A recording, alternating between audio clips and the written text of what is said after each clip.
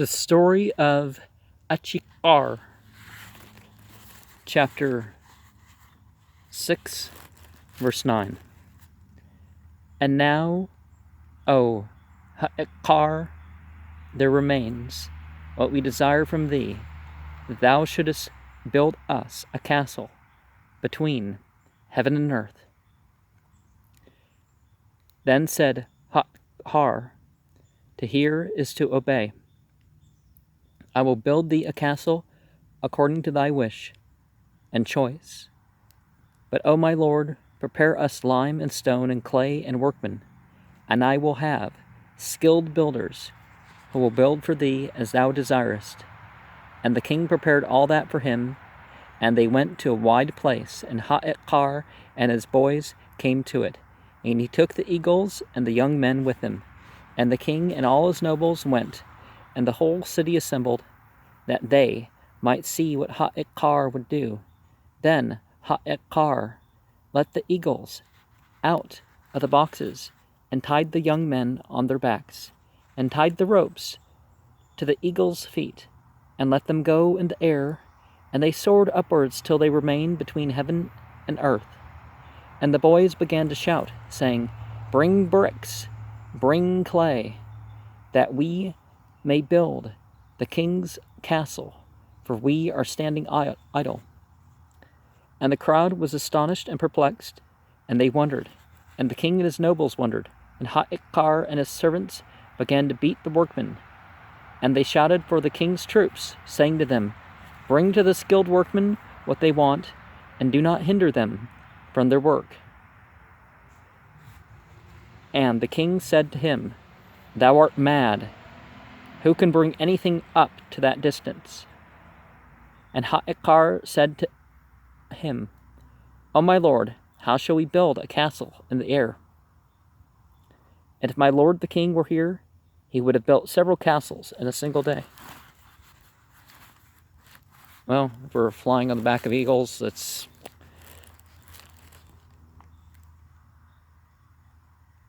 there's not much that can be left out in terms of exaggerations, right? And Pharaoh said to him, Go, O Ahikar, to thy dwelling and rest, for we have given up building the castle, and tomorrow come to me. Then Ahikar went to his dwelling, and on the morrow he appeared before Pharaoh. And Pharaoh said, O Ahikar, what news is there of the horse of thy lord? For when the nays of the country of Assyria and Nineveh and our mares hear his voice, they cast their young. And when Ahikar heard this speech, he went and took a cat, and bound her, and began to flog her with a violent flogging, till the Egyptians heard it. And they went and told the king about it. Yeah, that this sicko was abusing animals, right? And then Pharaoh sent to fetch Ahikar, and said to him, O Ahikar, wherefore dost thou flog thus, and beat that dumb beast? And Ahikar said to him, O my lord the king, verily she has done an ugly deed to me, and has deserved this drubbing and flogging. For my lord King Sennacherib had given me a fine rooster, and he had a strong, true voice, and knew the hours of the day and the night. And the cat got up this very night, and cut off its head, and went away, and because of this deed I have treated her to this drubbing. And Pharaoh said to him, O Ahikar, I see from all this that thou art growing old, and art in thy dotage. For between Egypt and Nineveh there are 68 parasangs. And how did she go this very night, and cut off the head of thy rooster, and come back? And Ahikar said to him, O my lord, if there were such a distance between Egypt and Nineveh, how could thy mares hear when my lord the king's horse neighs, and casts their young? How could the voice of the horse reach to Egypt? And when Pharaoh heard that, he knew that Ahikar had answered his questions. And Pharaoh said, O Ahikar, I want thee to make me ropes of the sea sand. And Ahikar said to him, O my lord the king, order them to bring me a rope out of the treasury, that I may make one like it. Then Ahikar went to the back of the house, and bored holes in the rough shore of the sea, and took a handful of sand in his hand, and sea sand. And when the sun rose and penetrated into the holes, he spread the sand in the sun, till it became as if woven like ropes. And Ahikar said, Command thy servants to take these ropes, and whenever thou desirest it, I will weave thee some like them. And Pharaoh said, O Ahikar, we have a millstone here, and it has been broken, and I want thee to sew it up. Then Ahikar looked at it, and found another stone. And he said to Pharaoh, O my lord, I am a foreigner, and I have no tool for sewing.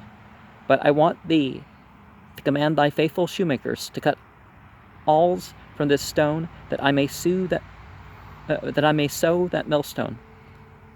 Then Pharaoh and all his nobles laughed, and he said, Blessed be the Most High God, who gave thee this wit and knowledge. And when Pharaoh saw that Ahikar had overcome him and returned him his answers, he at once became excited, and commanded them to collect for him 3 years' taxes, and to bring them to Ahikar. And he stripped off his robes and put them upon Ahikar and his soldiers and his servants, and gave him the expenses of his journey. And he said to him, Go in peace, O strength of his Lord, and pride of his doctors.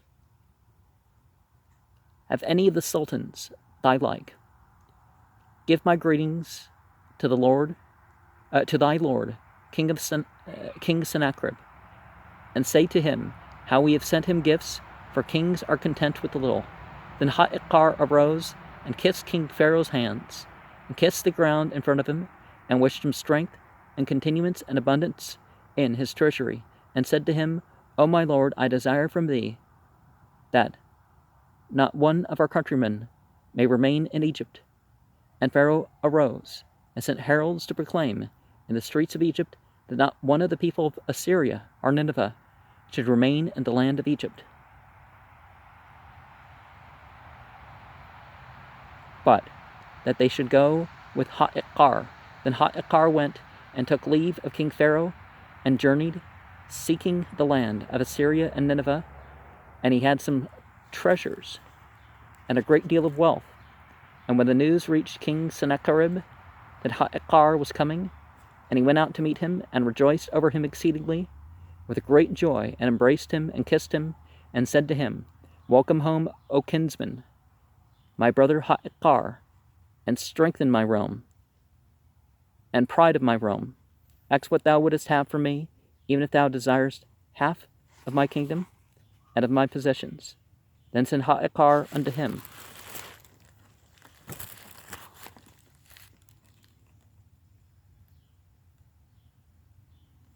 O my lord, the king, live forever. Show favor, O my lord, the king, to Abu Samik in my stead, for my life was in the hands of God, and in his. Then Sennacherib the king, honor be to thee, O my beloved Ahikar. I will make the station of Abu Samik, the swordsman, higher than all my privy counselors and my favorites. And the king began to ask him how he got on with Pharaoh from his first arrival until he had come away from his presence, and how he had answered all his questions, and how he had received the taxes from him, and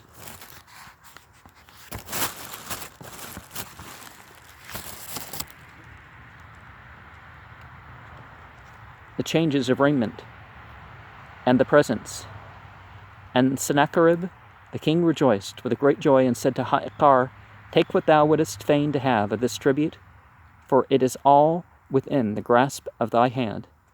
And Ahikar said, Let the king live forever. I desire not but the safety of my lord the king, and the continuance of his greatness. O my lord, what can I do with wealth and its like? But if thou wilt show me favor, give me Nadon, my sister's son, that I may recompense him for what he has done to me, and grant me his blood and hold me guiltless of it.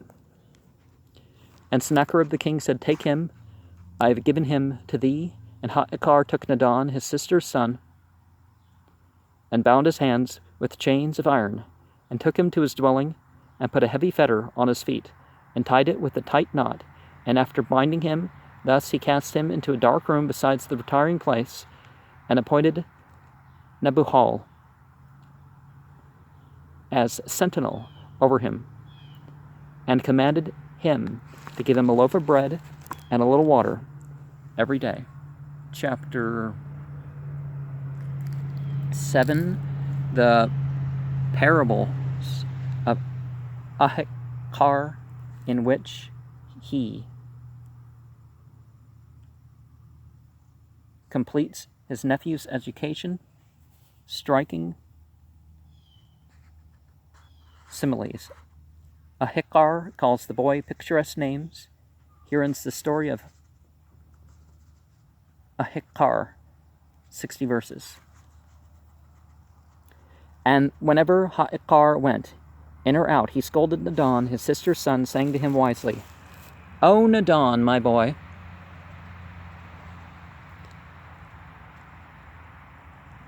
I have done to thee all that is good and kind, and thou hast rewarded me for it, with what is ugly and bad, and with my killing. O my son, it is said in the Proverbs, He who listeneth not with his ear, they make him listen with the scruff of his neck. And Nadon said, For what cause art thou wroth with me? And Ahikar said to him, Because I brought thee up, and taught thee, and gave thee honor and respect, and made thee great, and reared thee with the best of breeding, and seated thee in my place, that thou mightest be my heir in the world. And thou didst treat me with killing, and didst repay me with my ruin. But the Lord knew that I was wronged, and he saved me from the snare which thou hast set for me.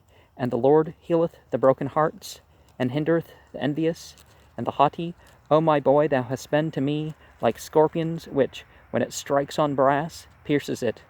O my boy, thou art like the gazelle, who is eating the roots of the madder, and it said to her, Eat of me today, and take thy fill, and tomorrow they will tan thy hide in my roots. O my boy, thou hast been to me like a man who saw his comrade naked in the chilly time of winter, and he took cold water and poured it upon him.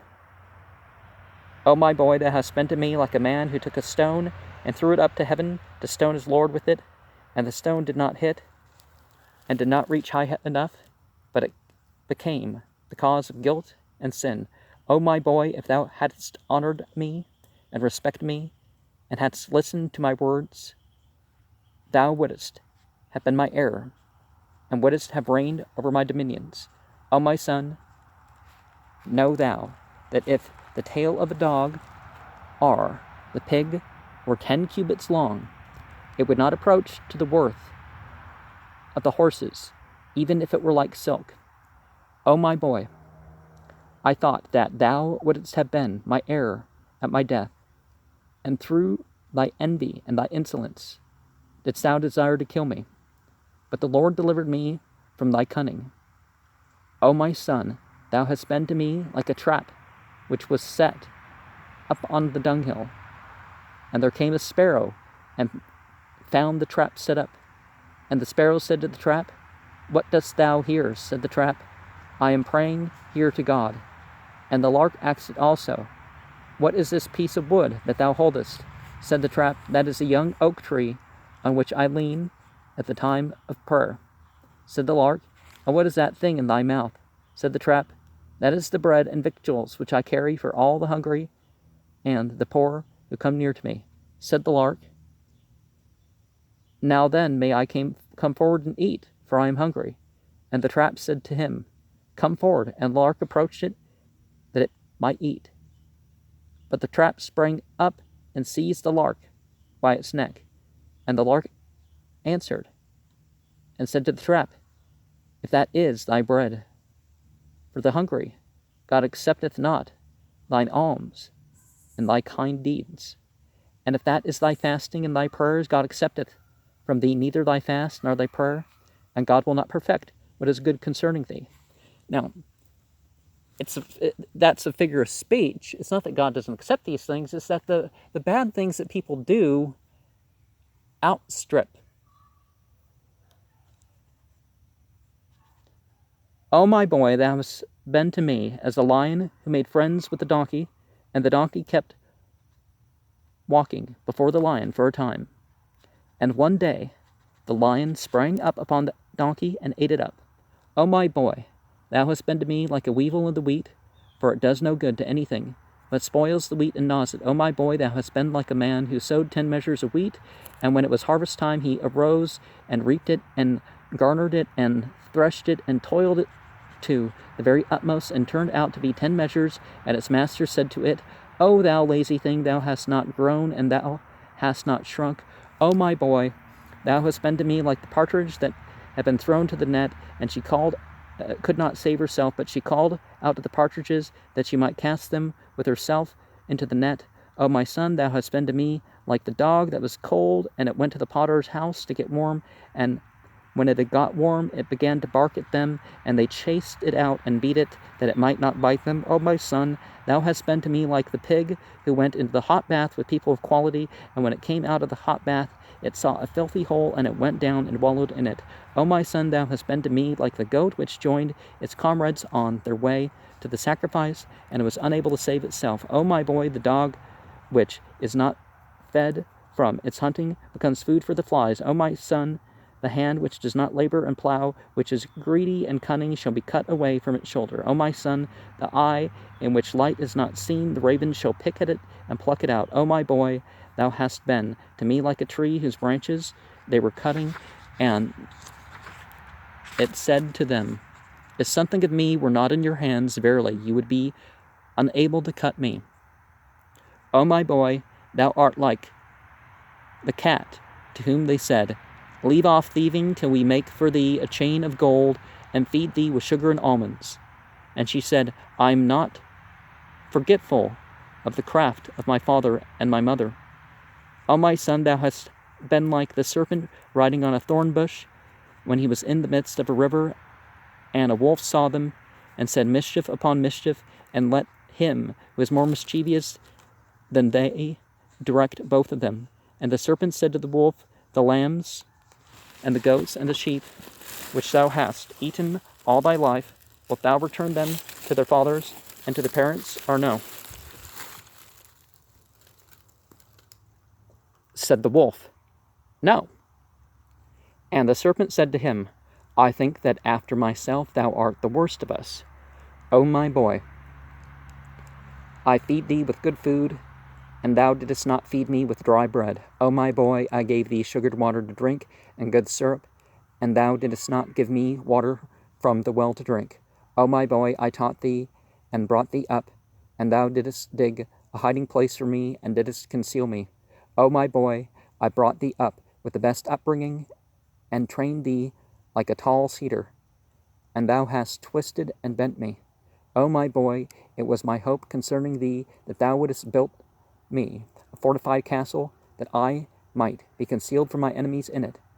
And thou didst become to me like one burying in the depth of the earth. But the Lord took pity on me, and delivered me from thy cunning. O my boy, I wish thee well, and thou didst reward me with evil and hatefulness, and now would fain tear out thine eyes, and make thee food for dogs, and cut out thy tongue, and take off thy head with the edge of the sword, and recompense thee for thine abominable deeds. And when the Don heard this speech from his uncle Ahikar, he said, O my uncle, deal with me according to thy knowledge, and forgive me my sins. For who is there that hath sinned like me, or who is there who forgives like thee? Accept me, O my uncle, now I will serve in thy house, and groom thy horses, and sweep up the dung of thy cattle, and feed thy sheep.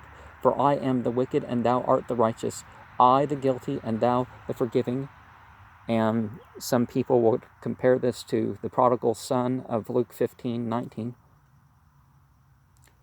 And Ahikar said to him, O my boy, thou art like the tree which was fruitless besides the water, and its master was fain to cut it down. And it said to him, Remove me to another place, and if I do not bear fruit, cut me down. And its master said to it, Thou being beside the water, hast not borne fruit. How shalt thou bear fruit when thou art in another place? O my boy, the old age of the eagle is better than the youth of the crow. O my boy, they said to the wolf, Keep away from the sheep, lest their dust should harm thee. And the wolf said, The dregs of the sheep's milk are good for my eyes. O my boy, they made the wolf go to school, that he may learn to read, and they said to him, Say A, B, so alphabet, alphabet, he said, Lamb and goat in my belly. O my boy, they set the donkey down at the table, and he fell, and began to roll himself in the dust. And one said, Let him roll himself, for it is his nature, he will not change. O my boy, the saying has been confirmed which runs, If thou begettest a boy, call him thy son, if thou rearest a boy, call him thy slave. O my boy, he who doth good shall meet with good, and he who doth evil shall meet with evil. For the Lord requiteth the man according to the measure of his work. O my boy, what shall I say more to thee than these things? For the Lord knoweth what is hidden, and acquainted with mysteries and the secrets. And he will requite thee, and will judge betwixt me and thee, and will recompense thee according to thy desert. And when Nadon heard that speech from his uncle Ahikar, he swelled up immediately and became like a blown-out bladder, and his limbs swelled, and his legs, and his feet, and his side, and he was torn, and his belly burst asunder, and his entrails were scattered, and he perished and died. Usually you would scatter about first, but, and, you'd die and then you'd scatter, not the other way around. And his latter end was destruction, and he went to hell. For he who digs a pit for his brother shall fall into it, and he who sets up traps shall be caught in them. This is what happened and what we found about the tale of Ahikar. And praise be to God forever. Amen and peace. This chronicle is finished. With the help of God, may he be exalted. Amen. Amen. Amen. And people compare this to Luke Bon, I guess, but the story of Luke Bon, so Surah 31, there's not this sense of betrayal or something, but father's advice for his son, that's there, so...